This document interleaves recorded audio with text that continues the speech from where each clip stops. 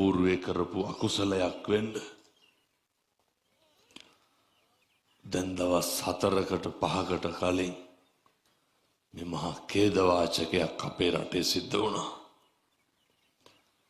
ඒක දැනටත් සිද්ධ වෙමින් පවතිනවා. අපිට දැන් කතා කරන්න වෙලා තියෙන්නේ ඒ ඛේදවාචකය ගැන විතරයි. ආය ලබන වෘද්ධේ තියෙන හීන ගැන කතා කරන්න මානසිකත්වයක් මේ කාටවත් තියනවද? රටම මලගයක් වෙලා තියෙන්නේ. ඒ නිසා මේ ව්‍යසනයෙන් මියගිය සියලු දෙනාට නිවන් සුවත්, අසනීපෙන් රෝගාබාධ වලින් පීඩාවට පත් වෙලා ඉන්න සියලු දෙනාට සත ශාන්තියක් එක හඬට දොහොත් මුදුන් දීලා සාදුකාරයක් දීලා ප්‍රාර්ථනා කරමු. මේ වෙලාවේ ඕනේ ආශිර්වාදය විතරයි. මේ වෙලාවේ කිසිම භෞතික දෙයක අවශ්‍යතාවයක් මිනිස්සුන්ට නැහැ. මිනිස්සුන්ට ඕනේ සැනසීම විතරයි. මිනිස්සුන්ට ඕනේ මානසික සුවය විතරයි. එහෙම දේශනා කරන්න හේතුවක් තියෙනවා. නේ පෞල් පිටින් යට වෙලා පස්වලට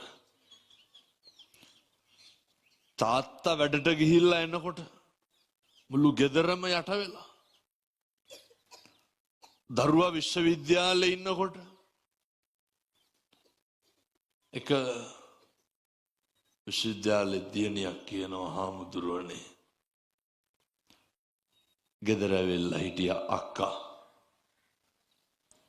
අක්කට බබෙක් හම්බෙලා. සාමාන්‍යයෙන් අර දරුවෙක් ලැබුණාම ගෙදර අම්මා ගාවට එනවනේ. මේ මනුස්සෝ විවාහයක් කරගෙන දරුවෙක් හදන්නේ මොන්න තරම් හීන ගොඩක් තියාගෙන අර ලේ හත්ත වගේ පොඩි එකා ඇකේ තුරුල් කරගෙන කිටකොට වෙන්න ඇද්ද? ඊයාවනම් අද පස්වලට යට වුණා. මෙහෙම ඛේදවාචක සිද්ධ වෙන්නේ මේ වගේ 100,000 ගණනින් ඛේදවාචක සිද්ධ වෙනවා. මේ ඛේදවාචකයක් අස්සේ ඉගෙන ගන්න පාඩම් ගොඩක් තියෙනවා. උද්දෘත කරන්න සූත්‍ර පාඨ කොතෙක් තිබ්බත් නිතැතිම්ම සිහියට නැගෙන්නේ පින්නතුනේ සියලු බුදුරුන්ගේ අනුශාසනාව. වෙන මොකක් නම් දේශනා කරන්නද? සබ්බ පාපස්සා කරන සියලු පව් නොකළ යුතුය. සියලු පව් නොකර ඉන්න පුළුවන් එකම ආත්මය මොකක්ද? ඒක දැන් හම්බෙලා තියෙනවනේ. ඇයි එහෙනම් නොකර ඉන්නේ නැත්තේ? එකදු පාපයක්වත් කරන්න එපා. ඓතිහාසික පුදබිමේ ඉඳන් අදිෂ්ඨාන කරගන්න. පින්නතුනි මේ රහතන් වහන්සේලා වැඩ හිටපු භූමිය අවුරුදු 10 ගානක් බුදුගුණ කියපු මළුව කෝටි ගානක් මිනිස්සු සිත් පහන් වෙන්න වැඳුම් පිදුම් කරපු භූමිය අදිෂ්ඨාන කරමු. ඓතිහාසික පූජා භූමියේ ඉඳන් කවදානම් අය තිස්ස මහරාමේ පන්සලේ ඉඳන් බණ අහන්නද පින්නතුනේ? සංසාරේ මෙහෙම භාග්යක් තියෙන්නේ කොච්චරවත් පින් කරලා ඇති.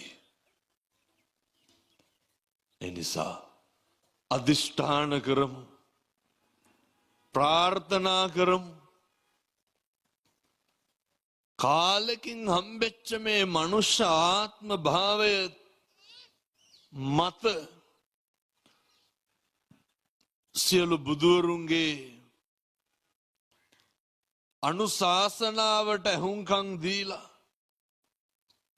හෙට ඉඳන් එක දුප්පාපයක්වත් සිද්ධ කරන්නේ නෑ කියලා ප්‍රාර්ථනා කරන්න.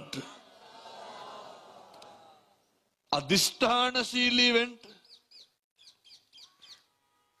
පින්නතුනි කල් දාන්න වෙලාවක් තියනවද? මම බණ කියනකොට මැරෙන්න පුළුවන්.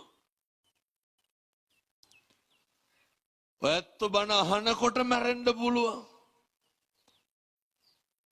අපි මේකේ අවුරුදු 7-800ක් ඉන්නවද?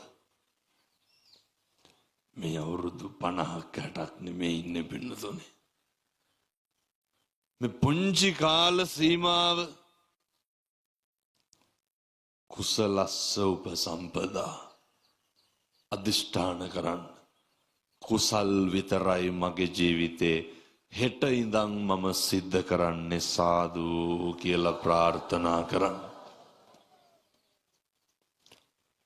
පින්නතුනේ මේ සියලු බුදුරුන්ගේ අනුශාසනාව කුසල් විතරක් සිද්ධ කරන්න පුළුවන් ආත්මය මොකද්ද? ඇයි එහෙනම් කරන්නේ නැත්තේ? කුසල් සිද්ධ කරන්න මෙහෙම දේශනා කරන්න හේතුවක් තියෙනවා.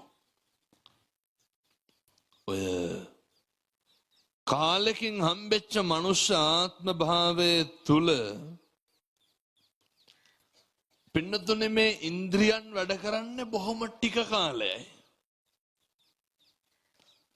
ඔව හැමදාම වැඩ කරන්නේ. පින්නතුනේ බුදු වෙන්නත් කවුරු වෙලාද උපදින්න ඕනේ? මිනිස් වෙලා උපදින්න එපා. මිනිස් වෙලා උපදින්නෙම පින්නතුනේ චතුරාර්ය සත්‍ය අවබෝධ කරගන්න යන ගමනේ ඔය වැඩේ පහසුවෙන් කරන්න පුළුවන් මොන ආත්මෙද? මනුෂ්‍යාත්ම භාවය. චතුරාර්ය සත්‍ය අවබෝධ කරගන්න යන ගමනේ ඒක වේගවත් කරගන්න පුළුවන් වෙන්නේ. ඒක පහසු වෙන්නේ ඔය ඉන්ද්‍රියන් වැඩ කරන්නේ ඕනෝකට. පළවෙනි එක ගම් මේදින් පරිස්සම් කරගන්න ඕන එක. මම හෙට ඉඳන් පරිස්සම් කරගන්න. මොකද්ද පළවෙනි එක? කට. පුළුවන් තරම් කට පරිස්සම් කරගන්න බලන්න. පින්නතුනේ මේ බහුතරයක් ප්‍රශ්නවලට මුල් වෙන්නේ මොකද්ද? කටමනේ ගැටලුව පින්නතුනේ. ද්වේෂය ඇවිස්සෙන්න නේ අර භාග්‍යවතුන් වහන්සේ දේශනා කරනවා. භාසදීවා කරෝදීවා කියයි නම් හෝ කරයි නම්. කියයි නම් පින්නතුනේ කේන්ති ගියා නම් කේන්ති ගියේ කටටම නෙමෙයිද? උදාහරණයක් විදිහට මේ කට වචනේ තියෙන පරිස්සම හරි වටිනවා ආධ්‍යාත්මික ශික්ෂණයට. බුදුරු දේශනා කරන්නේ වාචාය සංවරෝ සාදු. වචනේ සංවරකම තියෙන්න ඕනේ. මොකේටද වචනේ සංවරකම තියෙන්න ඕනේ? පින්නතුනේ මේ නිවන් දකින්න යන ගමනට වචනේ සංවරකම හරියට බලපානවා. දැන් ඔය නිවන් මඟ අහුරන කාරණා වලින් එකක් නේ ව්‍යාපාදේ. ව්‍යාපාදේ නඩත්තු වෙන්නෙම මොකක් නිසාද? තරහව නිසා. ව්‍යාපාදේ නඩත්තු වෙන්නේ කේන්තියට. පින්නතුනි මේ කේන්තිය පාලනය කරන්න පුළුවන් ප්‍රමුඛ ඉන්ද්‍රියක් තමයි කට කියලා කියන්නේ. දැන් මේක මෙහෙම බැලුවොත් ඔය ළඟ ඉන්න කෙනාට කියන්නකො තෝ පොඩ්ඩක් අහකට බල කියලා. මොකද වෙන්නේ? මේ වචනේ තියෙන සංවර අසංවර භාවය හරි වැදගත්. භාග්‍යවතුන් වහන්සේ දේශනා කරපු ප්‍රධාන අකුසල මූල තුනෙන් එකක් වන ද්වේෂය පාලනය කරන්න. ඔය මම මේවා කිව්වට කරන්නේම නෑ හොඳ. ළඟ ඉන්න කෙනාට කිව්වොත් එහෙම ඔයා පොඩ්ඩක් අහකට වෙන්න. තෝ පොඩ්ඩක් අහකට පළ කියලා කිව්වොත් මොකද වෙන්නේ? වචනේ බලපානව නේද මොකේද? පැහැදිලිද මම මේ කියන කාරණේ? පින්නතුනේ හරියට වචනය පරිස්සම් කරන්න. අනෙකට ආමන්ත්‍රණය කරනකොට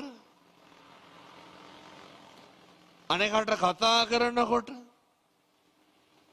වචනයෙන් ගන්න පුළුවන් ප්‍රමුඛ වැඩක් තියෙනවා. වචනයෙන් ගන්න පුළුවන් ප්‍රමුඛ ලාභයක් තියෙනවා. ඒ ලාභය තමයි පින්නතුනේ වචනෙන් කුසල් කරන්න පුළුවන්. කවදාවත් ඔය ජීවිතේ කිසි කෙනෙකුගේ හිතක් රිද්දන්න වචනය පාවිච්චි කරන්න එපා. මේ අම්මලා තාත්තලා මේ වෙනකොට ඔය කටවල් වලින් පින්නතුනේ කුණුහරුප කීයක් විතර කියලා ඇද්ද? මේ පගෝදි ගණන් කුණුහරුප්පල්ල ඇති. කවදාවත් වචනය අවභාවිතා කරලා අකුසල් සිද්ධ කරගන්න එපා. එනිසා ප්‍රමුඛ ඉන්ද්‍රිය ඔය අපේ ගෙවල් වල හරියට තියෙනවනේ පින්නතුනේ. ඔය එකට එක කියන්න එපා හෙට ඉඳන්. අනිත් පැත්තේ එකක් කිව්වොත් මේ පැත්තෙන් 60ක් විතර කියලා නවත්තන්න. කවදාවත් ගෙවල් වල එකට එක කියන්න එපා. ඔක නවත්තලා දාන්න. පින්නතුනේ කොච්චරනම් තරහව පාලනය වෙනවද ඔය එකට එක කියන එක නවත්තපුවාම. නිරන්තරයෙන්ම වචනය මේ කට පරිස්සම් කරගත යුතු තැනක් තමයි කවදාවත් මේ අම්මලා තාත්තලා ඔය කටාර අර කියනෝනේ අර වාචාල විදිහට කියනවා කිය. ඔය වාචාලකම කවදාවත් වාචාලකම වැඩිපුරම තියෙන්නේ පින්නතුනේ ගෙදරද පාරවල් දිහාද? අය පාරවල් ගන්න යනකොට එහෙම බැන බැන යනවද නෑනේ? මිනිස්සුන්ගේ මේ කට පරිස්සම් කරගන්න බැරි මූලිකම තැන මොකද්ද? ගෙදර. පරිස්සම් කරගන්න මොන තැන මොකද්ද? පරිස්සම් කරගන්න නැත්තේ කොහෙද? ගෙදර. දැන් ඔය තියෙන සංවරකම ගෙදර තියනවද? මොකටද ඔබ පන්සල් වලට අවිල්ලා පෙන්නන්නේ? මම මේ දැන් කියන්නේ හෙට ඉඳන් ගෙවල් වල සුදු ඇඳගෙන ලෑස්ති වෙන්න කියලා එහෙම නෙමෙයි හොඳ. පින්නතුනේ පෙහෙවස් සමාදන් වෙන්න ඕන පන්සලේ. ඒකේ ලාභේ භුක්ති විඳින්න ඕන කොහෙද? කරන්නෙම නෑනේ ඕක. ඔය තියෙන හැදිච්ච එකම කොහෙද තියෙන්න ඕන? ඕක මේ පන්සලට අවිල්ලා අපිට පෙන්වන්න එපා. ඕක ගෙවල් වල තියාගන්න. ඔය නිමිච්චකම කොහෙද තියෙන්න ඕන? ඕක ගෙදර තියෙන්න ඕන. නිමිච්චකම ගෙදරත් හදාගන්න ඕන දෙන්නෙක් ඉන්නවා. වෙනතුනි මම මේ තාම කියන්නේ මේ කටෙන් කරන්න පුළුවන් දෙයක් ගැන. නිමිච්චකම ගෙදරින් ප්‍රමුඛව හදාගන්න ඕන දෙන්න තමයි අම්මයි තාත්තයි. නිමිච්චකම නැත්තෙම කාගාවද? දැන් මම මේ අහන්නේ මෙතන ඉන්න අම්මලාගෙන් තාත්තලාගෙන් සහ අපේ සජීවීව මේක බලන අම්මලාගෙන් තාත්තලාගෙන්. මේක ඉතින් මෙච්චර කාලයක් කරලා ඇති ඒ වුණාට හෙට ඉඳන් කරන්න එපා. ඉස්සරලම තාත්තලාගෙන් අහලා ඉන්න. මේ වෙනකොට දරුවෝ ඉස්සරහ කුණුහරුප කීයක් විතර කියලා තියෙනවද? ගෙදර නිකම් බණ අහන ගමන් හදවතට තට්ටුවක් දාලා බලන්න.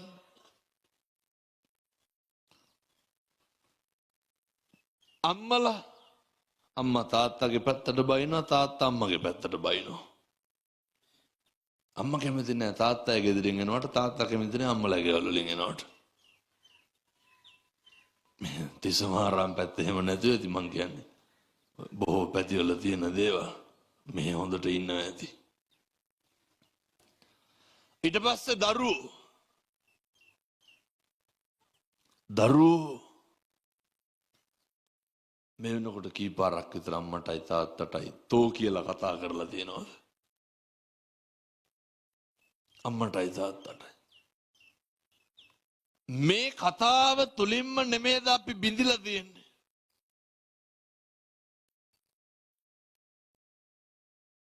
මොන දුවද මොන පුතාද අම්මටයි තාත්තටයි කතා කරේ? ගෙවල් වල කතා කරනවද මගේ අම්මේ මගේ තාත්තේ කියලා? එහෙම ලෙන්ගතුකමක් තියෙන්න ඕනේ. එහෙම හරි ආදරයක් ගෙවල් වල තියෙන්න ඕනේ. ඔය ආදරය ඇති කරගන්න පුළුවන් මොකෙන්ද? පේනවද වචනේ තියෙන බරපතලකම? ඊට පස්සේ දෙමව්පියෝ කවද්දද මේ අම්මලා තාත්තලා අන්තිමේට දරුවන්ට ඔය මගේ කියන කෑල්ල දාලා කතා කරේ? පින්නතුනේ අර මගේ දුවේ මගේ පුතේ කියලා අම්මට තාත්තට එන්න ඕනේ මේ අර පපු කැවුතු උණු වේගන. මොකක්ද දෙන්න ඕනේ?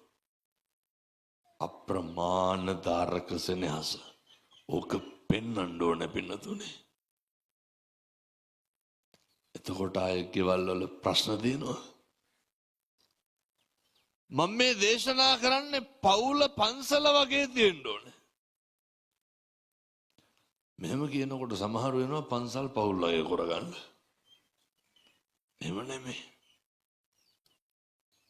මේ පවුල පන්සල වගේ ඔක කරගන්න පුළුවන්. පවුල පන්සල වගේ වචනවලට මිනිස්සු ඉස්සරලම බිඳෙන්නේ වචනවලින්. එහෙනම් අධිෂ්ඨාන කරගන්න. හෙට ඉඳන් හිත්‍රි දෙනවා නම් කිසි කෙනෙකුට තෝ කියලාවත් කතා කරන්න එපා. හෙට ඉඳන් කිසි කෙනෙකුගේ හිතක් රිදවීමේ චේතනාවෙන් කුණුහරුපයක්වත් කියන්න එපා. පැහැදිලිද මං කියන එක? ඒ නිසා වචනවලට කරන්න පුළුවන් දේ බොහෝයි. පළවෙනි එක කට පරිස්සම් කරගන්න. දෙවෙනි කාරණේ